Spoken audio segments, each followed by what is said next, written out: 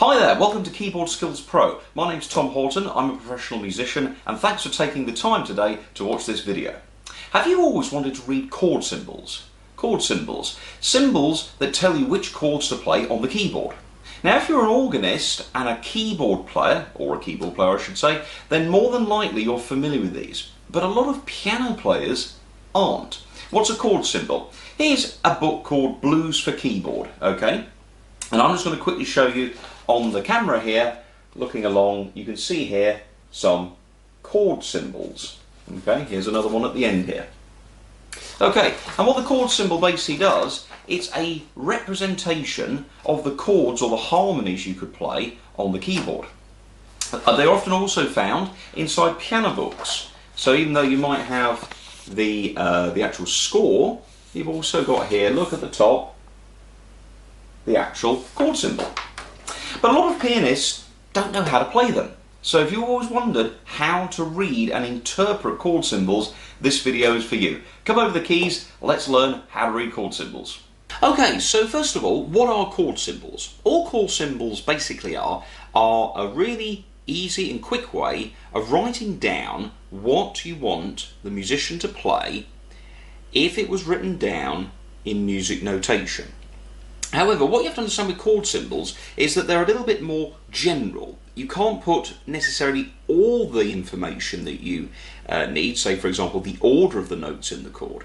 But what we're going to do is we're going to show you how the chord symbols are read and understood. So first of all, let's take the simplest one, the chords that are known as major chords. Now this is really easy. Let's say we're going to play a C chord and we wanted the musician to play something like this. There we go, so a C chord with a C bass. Now that will take us a little time to write that down in notation, but if we wanted to write that down in a chord symbol, we simply put a capital letter C. And that always means play a chord of C major. Now it's pretty simple then to work out how all other major chords work, and all you simply do is every time you see a capital letter on its own you play a major chord. So here's an F major chord, here's a G chord, here's a C chord again, and then let's take a look at some chords that start with flats. So if we had a B flat chord, we play the B flat chord like this. There's an E flat chord, we play like this, and let's do an F chord again, and back to B flat. So nice and easy to remember. So capital letters simply mean play a major chord. Now if you're playing on your own as a musician, or maybe you're backing a singer, your left hand would play the bass note that matches the chord symbol. So if it's a C chord, you don't play the C chord down here, you just play a C bass. F chord, G chord, C chord. Okay, so left hand does the bass, chords on the right hand if that's the situation that you're in. Now then, what if it's a minor chord? Well, if it's a minor chord, we keep our capital letter C, and as we know in minor chords we drop the middle note down half a tone, half a step lower. So minor chords have to be written differently as well.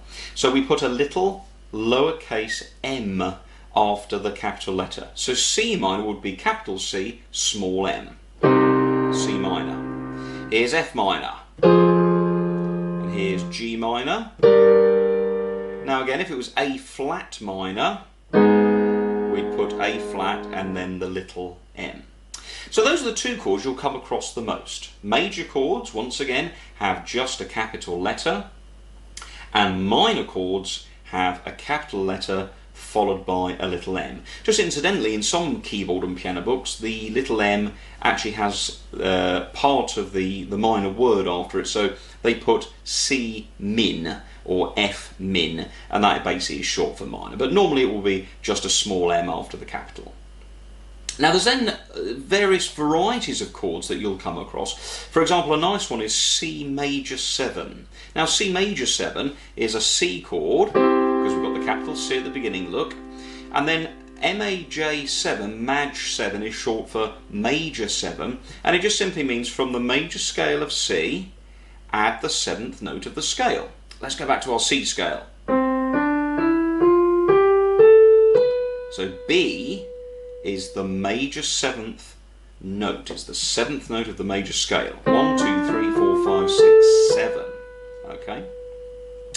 Now, what you then do is you add that note to the C major chord. So you have C major plus the 7. Now that you hear sometimes in ballads, songs maybe like the Carpenters. So F major 7, F major, here's the 7th, G major 7, F sharp,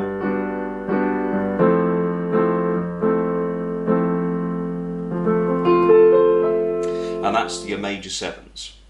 Now if the major is took out and we just have the 7 on its own, so C7, that's the minor 7, so you have to flatten the 7th, and this is a chord known as a dominant 7th. Now, dominant 7ths I'll talk about in another video, but all it basically means, just for now, is you take your 7th note of, say, the C scale, and you lower it half a tone so you get a B flat. And that's a much sort of bluesier chord. It sounds like it wants to go somewhere, and these chords are often used before the end chord of a song. C7, F. And that's called a dominant 7. So G7, G major 7 is F sharp, G7 is the lowered 7, see we've dropped it down half a tone. So those are called dominant 7s, but they tend to just have a 7. Some other chords you'll come across in chord symbols are augmented and diminished. Augmented chords tend to be used to join chords together like this, C major, augmented, F. So you see how that joined?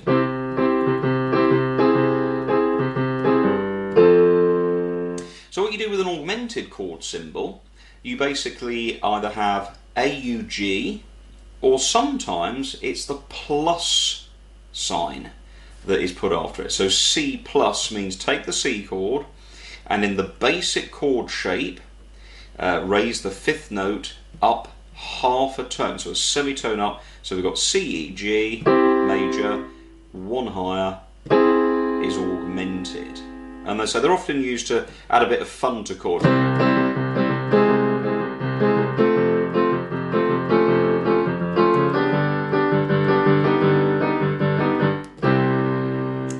Climbs through the sound, which is very exciting. Okay, so then we've got another kind of chord called the diminished, and the diminished chord is written as dim or a small circle. Okay, now these variations happen in different books, so remember with augmented it's either AUG or a plus symbol, and for diminished is represented as a small circle. With a diminished chord, you take your C chord, for example, C major, and lower the 3rd and the 5th. And that can be quite good for creating tension in a piece of music. So see how that went C minor and then C diminished, etc. So you can see that these chord symbols are really good because once you get to know them, you're able to play any piece of music that isn't written down. Many times in my playing life have I been at shows or pantomimes or events where you literally just get this bit of paper like this put in front of you and they say, quick, play this.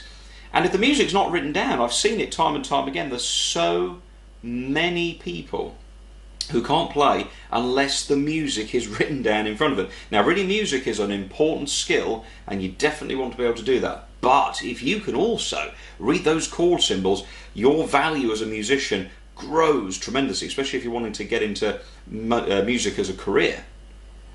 Now 2 more types of chord symbol that we'll do just to finish off are suspendeds and major 6. Okay, so suspended you'll see sus4 written on the music, and that just simply means, let's again go to a C chord, and what we do with the C chord is you move the middle note, the 3rd note, again in basic root position, C, E, G, move that E, the middle note, number 3, to number 4 of the scale. So number 4 of the scale is F, so I change my E for an F, and then this happens. But you can hear it doesn't sound like it can stay there, so we drop it down back to E.